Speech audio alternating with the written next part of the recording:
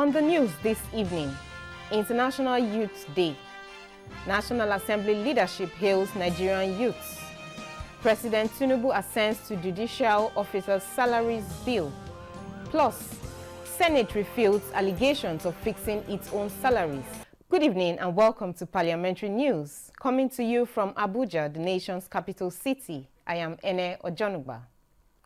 On the 12th of August every year, the world unites to celebrate International Youth Day, a day dedicated to the voices and contributions of young people globally. And in line with this year's theme, From Cliques to Progress, Youth Digital Pathways for Sustainable Development, correspondent Olayinka Ojo highlights the transformative power of digital technology in shaping a more sustainable and inclusive future. In 1999, the United Nations General Assembly endorsed the recommendation by the World Conference of Ministers of Youths at Lisbon, where 12th August was declared International Youth Day. And in the last 2 decades, themes for the celebration focused on mental health, intergenerational solidarity, safer spaces for youths, and civic engagement. Today, the world is embarking on a green transition, and the shift towards an environmentally sustainable and climate-friendly world is critical not only in response to the global climate crisis, but also for achieving the Sustainable Development Goals. It is time, therefore, for all of us here in this room to get united for action. Stakeholders are concerned and do not want more than 60% of young people to lack skills required to thrive in the green economy by 2030. Investing in youth education, skills development, and meaningful engagement is imperative. Please jettison the idea of illegal migration. Look inwards. The solution to your challenges are here in Nigeria. A successful transition towards a greener world that depends on the development of green skills that will support a sustainable and resource-efficient society is the focus now. We as young people understand these problems better because these problems actually impact us. Our futures are at stake here. We're also poised with the sustainability eco-skills and technology to solve these problems. We have about 8.4 million jobs that these green skills will create. Digitalize most of the things that we do. Since young people must be put at the center of creating positive change in the world, here is what Nigerian youths are advocating for. Let's also give youth an opportunity to lead and thrive. There's also need to also impact young people out there with relevant, transferable, whether hard and soft skills. Providing inclusive education, access to public building, including persons with disability in decision and government-making tables. And now, the world has just 7 years left to make the SDGs a reality. Olayinka Ojo, NTA News. In the studio with me to discuss this important day is Azizat Yishao. She is the Speaker, Nigerian Youth Parliament. Speaker, you're welcome to the news. Thank you so much for having me. It's a pleasure. As you are aware, the world marked the International Youth Day this week. How important is this day to Nigerian youth towards shaping their lives for sustainable growth and development? International Youth Day is a very important day in Nigeria, particularly for young people and other stakeholders.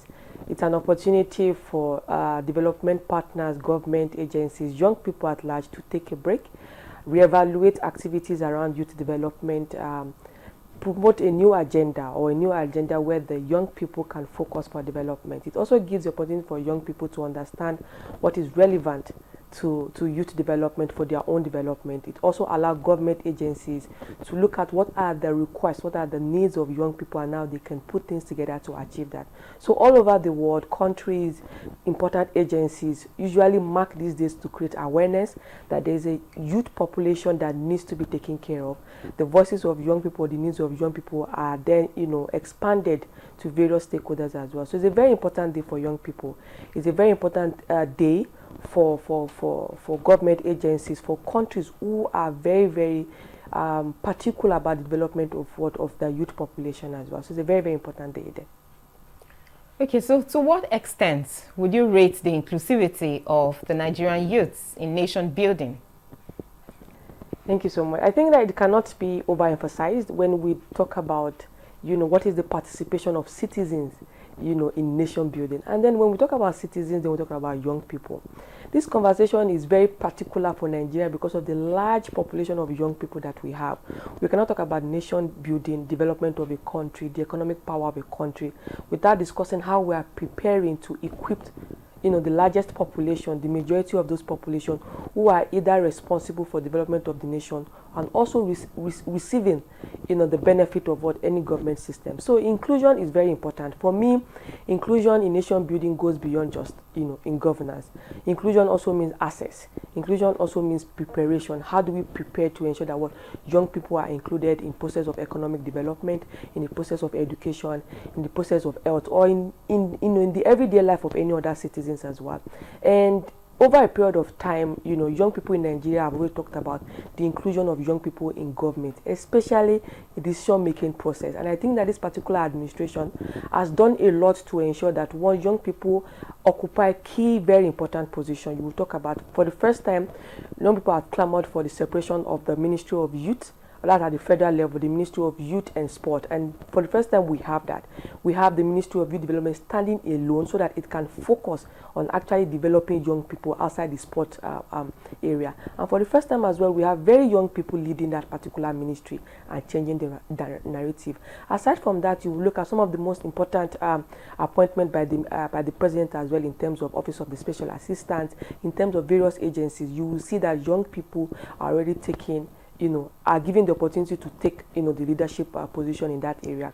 In terms of quota as well, earlier this year, the president was able to accept the pronounce the executive order of a 30% quota in the leadership appointment for young people. So in terms of board appointment, agencies and the rest, or government parastatals as well, there's a 30% quota that is allotted to young people. And when we're saying young people, we mean people below the age of 40 in Nigeria as well. So in terms of inclusion, in terms of political or leadership places, I think that we've done a lot of that. And then in terms of inclusion for access, I think that this administration has also put his money where his mouth is, and you have several initiatives, for example the student loan, to ensure that young people who might not necessarily come from well-to-do family or may not have access to get to the level of education that they want now have the ability to access funds. And that is inclusion, because then you realize that no matter what your background is, if education, which is one of the ways to which you can develop yourself and be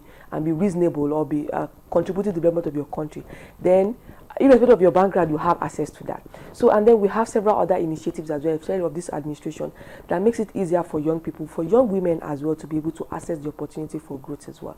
However, there's still a lot that can be done, and mostly what is most of the yearning of young people is accountability and impact. So when we have these initiatives and they are not made available to the grassroots level, to where you have these people that actually need this initiative, then there's a gap.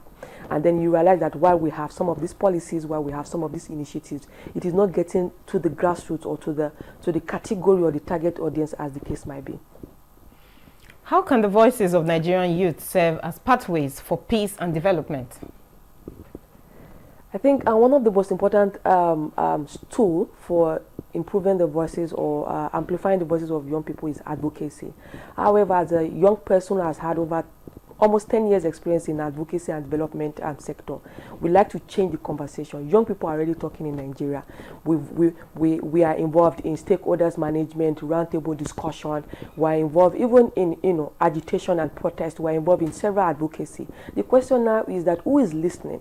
You understand? And when we say this is not a matter of the federal government at all, who is listening to the voice of young people at local government level? Who is listening to the voice of young people at state level? Who is acting based on the voices of young people at this very other level of government as well? I think that the purpose of trying to highlight how young people can raise their voices is because there's a problem, and how can young people channel their need, channel their problem to the right agencies or the right government sector that would then provide solution or do the needful, as the case might be. So advocacy is one of the tools, stakeholder engagement is one of the tools, and of course protest. is one of the tools to which young people are able to do what to raise their voices. And then, but then, what I wanted to bring out is that who is listening? What are the means to which the necessary government agencies, the necessary stakeholders, religious bodies, other youth platforms, or other partners? How are they listening? Are they actually listening? How much can we, evaluate their ability to take up the voices of young people and then act on it? Yeah. In your opinion, what legislations do you think would better place the Nigerian youth on the path of nation building? So I think I will speak generally, because then the idea of policy, is a matter of what is the need of the people. But then I'll speak to this year's International Youth Day, which is, from clicks to progress. And, we know that this is the digital age. We know that a lot of young people, Generation X, and Gen Z, or the Alpha generation, as the case might be, are really committed to digital technology. And so we ask ourselves, how can we empower, young people through digital, through technology, to ensure that what we contribute to nation building? For me, I think one of the focus policies should be centered around how we can ensure that there's a community, there's an ease of business for young people, the education to ensure that we are able to compete favorably on a global platform in terms of technology, the use of technology as well to solve solutions. I think that policy should be also ensure that young people have the access to capital easily. It's not so much as announcing those initiatives, but ensuring that we make bureaucracies, we lessen the bureaucracies to which young people have access to opportunities. We also need to promote bills and policies that protect young people and enable young people to export their talent out of the country. One of the other policies that could also be enacted to ensure that young people build their talent is to ensure an enabling environment for businesses. A lot of time, young people would struggle to get a particular skill, and then before you know it, they japa. And that is because the environment that is supposed to provide an avenue for them to earn a living is not available and such. So we're looking at policies that would incentivize creativeness from young people. We're looking for policies that will protect young people. We're looking for policies that reduce the bureaucracies to accessing funds and government opportunities. I think that when we have some of these policies to expand this scope, you understand, and you say that young people are able to flood into those opportunities, are able to comfortably use those opportunities for the development of Nigeria. Thank you very much, Aziza Yishao, Speaker, Nigerian Youth Parliament, for coming on NTA Parliamentary News. Thank you so much for having me. Thank you. Also joining us in this conversation on youth development in Nigeria is Chairman House Committee on Youth Development, Honorable Martins Essin. Thank you. Honorable Essin, what kind of initiatives are being put in place by the 10th House of Representatives to productively engage the youth and give them a voice in national affairs? The first good news is that the 10th House of Representatives is a house that is naturally populated by youth. You see that youths have not have been this much in the parliament as we have now in the 10th House of Representatives. And I'm talking about youth between the ages of 45 years and below, to the extent that we even have a new committee in the House, which is the Committee of Youth in Parliament, because we now have a very good number of young persons in Parliament. And if we are not talking and advocating for youth, who else are we going to be advocating for? This is our direct demography. And you know that the Not Too Young to Run law now is a law that we continue to see that young persons are coming into the Parliament, assembly in, assembly out. But for this particular 10th House of Representatives, everybody is interested in advocating for bills that will enhance the life of youth all over the country. The bill for the Youth Development Commission has already gone through second reading. By this, we're advocating that a standalone commission should be set aside for the youth, where issues of youth development can be driven. And just 2 weeks ago, even the Speaker of the House of Representatives, Right Honorable Tajuddin, Abbas himself sponsored a bill, and the bill is the National Youth Welfare Scheme Fund, okay? And this bill is proposing to set aside a fund for the welfare of Nigerian youth. So we are trying to replicate many schemes for the youth. The bill of the Speaker was already passed through second reading, and that bill has been referred to the Committee on Youth Development, which I happen to be chairman. We are going to be doing justice to that bill, and then going for the public hearing so that we get diverse views and drive inclusivity, okay, by saying that youth all over this country contribute to that bill. So you have mentioned some bills in the works to promote youth development, but are there low-hanging fruits for the youths? Of course, we have low-hanging fruits. You know that there's a National Youth Investment Fund, okay, and we're also trying to see how we can quickly give it parliamentary backing so that we can increase the amount of funds in that scheme, and then we can also increase the spread. The National Youth Investment Fund is a fund that tries to drive the enterprising spirit of Nigerian youth by supporting their ventures. Okay, so we are looking at that. And so, what is your message to the youths of the country today? We don't have any other country that we can call our own. Nigeria is our country. Most importantly, we are the today of the country. Once upon a time, we used to hear that youths are the future of Nigeria, but Nigeria is in our hands today, and whatever we decide to make out of it is what Nigeria is going to be. So I want every youth out there listening to me to understand that we need to give our own bits from our own little corner, and then we should support the government. After all, we elected this government, okay? So we should support the government and do every bit from our corner for national development, because we don't have any country that we can call our own other than this great country called Nigeria. Thank you for joining us in the news today.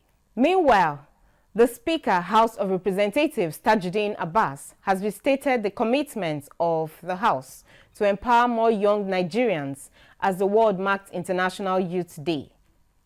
Speaker Abbas, while congratulating Nigerian youths on this day, says the 10th House under his leadership has prioritized youth-oriented legislation and will continue to give issues affecting the Nigerian youth the utmost attention they deserve. The Speaker urges the youth to remain patriotic, law-abiding, and optimistic about Nigeria's progress and economic development. We now go on a short break. When we return, President Tinubu assents to Judicial Officers' Salaries Bill. Do stay with us. Are you looking for a short channel to make your business, goods and services go viral? Look no further, as NTA Parliament is your short channel. Take advantage of our wider reach and advertise your products and services on NTA Parliament DSTV channel 370, GoTV channel 126, StarTimes channel 306, and Free TV channel 706. For more inquiries, contact the Marketing Department, NTA Parliament, NTA Headquarters Area 11 Garki, Abuja, or call these numbers 080-383-40464 or 080-770-78055. NTA Parliament, strengthening Nigeria's democracy. Thank you for staying with us. President Bola Tinubu has assented to the Judicial Officers Holders' Salaries and Allowances Bill, which increases emoluments of judicial officers at the federal and state levels by 300%. In a statement, the special advisor to the President on National Assembly matters, Senator Bashir Lado, says the signing underscores President Tinubu's prioritization of welfare of Nigerian workers, just as he recently assents to the new national minimum wage of 70,000 naira. Senator Lado says the newly prescribed salaries and allowances for judicial officers reflects current economic realities adding that the prompt signing of the salary bills demonstrate dedication of President Tinubu to ensure that every salary earner in Nigeria, especially those serving vital and strategic roles, receive the recognition and compensation they deserve. He commends the leadership and members of the 10th National Assembly for their commitment to improve welfare of Nigerians and urges judicial officers to redouble efforts in ensuring speedy dispensation of justice for Nigerians. Still at the National Assembly, Senate has denied allegations suggesting that it is involved in determining its own salaries or receiving special fiscal packages from the presidency. The claim was said to have reportedly surfaced during a visit by members of the House of Representatives to former President Olusegun Obasanjo. In a statement, Senate spokesman Yemi Adaramodu describes the allegation as an attempt to crucify the legislature and emphasizes that no senator receives financial patronage outside salary allocations from the Revenue Mobilization Allocation and Fiscal Commission. He clarifies that the constituency projects, often linked to the legislature, are merely suggested and nominated by senators, following practices common in other democracies worldwide, adding that the executive arm of government, through its various ministries and agencies, is responsible for awarding contracts for the constituency projects, which may vary depending on the number of constituencies. Adaramodu assured the public that the 10th Assembly remains responsible and reaffirms its commitment to upholding the economy and growth of Nigeria. Speaker ECOWAS Parliament Maimunatu Ibrahima is calling on ECOWAS member states to scale up funding for the institution to meet up with its prevailing challenges. Ibrahima stated this during the Parliament Joint Committee meeting on Administration, Budget, Finance, Public Accounts and Economic Research in Abuja, Ivory Coast. ECOWAS Parliament correspondent Mohammed Rabiu Ali reports. The West Africa sub-region is currently facing economic difficulties which threaten the execution and realization of the community projects and programs that necessitated increased funding by member states. Speaker ECOWAS Parliament says the current context is marked by the global repercussions of recession and inflation, provoking international tension, and the security threats within the region, hence the need for more collaboration. That the freedom which our founding fathers desired through their fight becomes a reality. Vice President of the Ivorian National Assembly, Diwara Mamadou, and other stakeholders stressed the need for transparency and accountability in discharging the community's resources and for the intended purposes by the executive. The primary function of budgeting is to ensure an organization has enough resources to meet its goals. Through effective financial planning, one can determine the programs and activities require more resources. The committee meetings are to allow the lawmakers to better understand the challenges of budgeting of the community, thereby to strengthen and consolidate the collaboration between the ECOWAS Parliament and other community institutions. Mohammed Rabiu Ali, NTA News. The Benue State House of Assembly has screened and confirmed Mr. Richard Telumu Tomboa as Chairman, Benue State Independent Electoral Commission, BSEC. This followed a correspondence sent to the House by Governor Hyacinth Alia. Assembly correspondent Grace Ichekpa reports. The screening and confirmation of Mr. Richard Telumu Tomboa followed a correspondence sent to the House by Governor Hyacinth Alia. Following the resolution of the Benue State House of Assembly on the 22nd July 2024 on the appointment of the Chairman, Benue State Independent Electoral Commission, leave number BNH data dated 1st August 2014, His Excellency the Executive Governor of Benue State, Reverend Dr. Hyacinth Alia, has directed that the new nominee, Barrister Telumu Richard Tomboa, be submitted to the Benue State House of Assembly for screening and confirmation as Chairman, Benue State Independent Electoral Commission. Thereafter, Mr. Richard Telumo Tombuwa was invited to the floor of the House, where members unanimously asked the nominee to take a bow following his track records. The gentleman that has just left us should be confirmed as the chairman, Benue State Independent Electoral Commission. Say aye. And those against say nay. The ayes have it. Also during plenary, the House resolved that the chairman, Local Government Service Commission, and the general manager of the Benue State Agriculture and Rural Development Authority, Benada, to meet with the leadership of the House on Monday, 5th August 2024, to answer questions and provide clarifications on allegations leveled against them. Informed that the Local Government Service Commission is responsible for ensuring proper appointments and administration at the local government level. Further informed that the chairman of the Local Government Service Commission has critical information and insight into the regularization process. The House notes that a series of petitions have come before the House concerning the distribution of the farming equipment, distribution of fertilizer and herbicides against the GM Canada. The House resolved that the chairman, Local Government Service Commission, should appear before the leadership of this House on morning 10 a.m. In Makudi, Grace Anyalewa, Ichekpa, NTA News. That's the size of our package this evening on Parliamentary News. But remember, you can still watch our news and other programs on the social media handles scrolling on your screen. Thank you for watching and have a pleasant evening. I am Ene Ojonugba. Bye for now.